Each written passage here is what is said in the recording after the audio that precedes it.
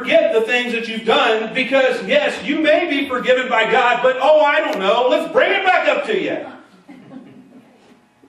I'm overlording on top. Don't you look, hey, I'm on my high horse because you deserve to be down there, condemned sinner.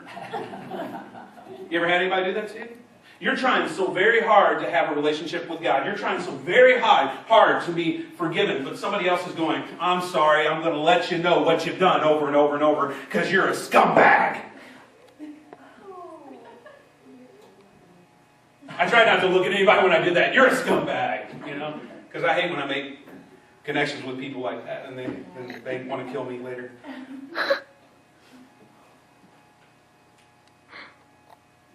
There are a lot of times in my life, I've had people in my life, I've tried to be forgiven for things, but they hold it over my head.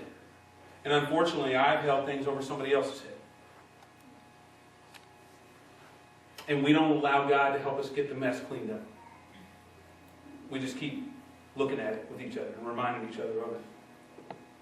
You know, I want to tell you, here's the thing about God. I love when kids can't come out of the door. We just lock them in. Jesus, listen to this, please. Get this. I know this may be long, but please get this. Jesus is not in the trash business. He's in the recycling business.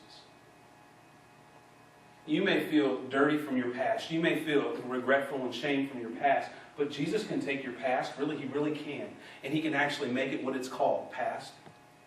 And He can make it into something new. I love, there's a story in the Bible, and it really is my favorite. Pastors say that a lot, but I have one that's one of my favorite because I relate with this story so much. Not in the sense of what the sin was, but just from the feelings of it. It's in John chapter 8, 2 through 11. John is in the New Testament. I want to read the scripture to you, and when you guys read it with me, and I want to tell you this because it's so important to what God is talking to us about today. John chapter 8, 2 through 11, it says at dawn. When did that, did I just say that, when did it happen? In the morning. He appeared, that's Jesus, again in the where? Temple courts, in church. And it says, where all the people gathered around Him, and He sat down to teach them. The who? Teachers and of the what? Law. And the Pharisees brought in a woman caught in adultery. They made her stand before the group and said to Jesus, Teacher, this woman was caught in the act. Okay, do you understand where she was? She's caught in the act of adultery. Exactly, you got it now. It says, in the law, Moses commanded us to stone such women. Now, what do you say? They were using this question as a trap in order to have a basis for accusing Him. They were always trying to do that to Christ. But Jesus bent down and started to write on the ground with His finger. When they kept on questioning Him, He straightened up and He said to them, if any of you is without sin, let him be the first to throw a stone at her. Again, He stooped down and He wrote on the ground. At this, those who heard began to go away, one at a time, the older ones first, until only Jesus was left, and the woman still standing there. Listen to this. Jesus straightened up and asked her, Woman, where are they? Has no one condemned you? No one, sir, she said. Then neither do I condemn you.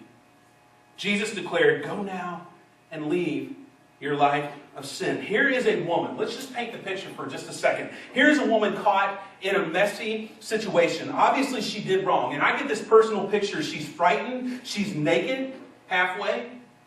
She's filled with shame and regret. And she's being judged and she is being condemned. And she's dragged into the church. And she's shoved right in front of all these people. Bare, exposed, scared.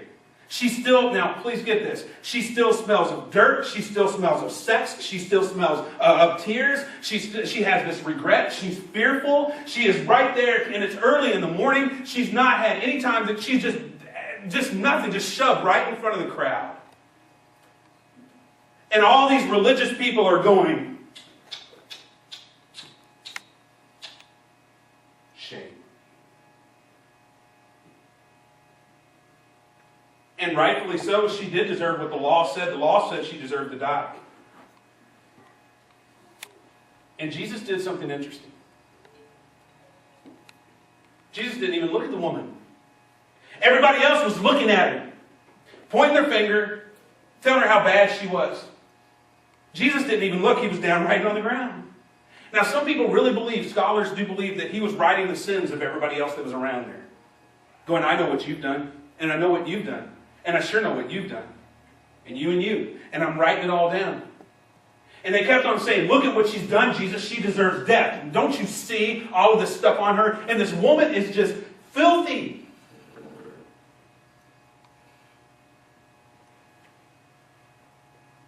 And Jesus says, sure, I'll tell you what. Whoever out here hasn't been a mess, you can go ahead and throw a stone at her. And it's interesting because it says the older ones began to leave first because they can remember all the stuff they've done. They were like, man, I've lived a long time. I'm out of here. And all these stones, I could just begin to hear these click, click, click. And this woman with the tears just streaming down her face, scared and frightened and naked and dirty and stinking. Ashamed, filled with regret, filled with guilt.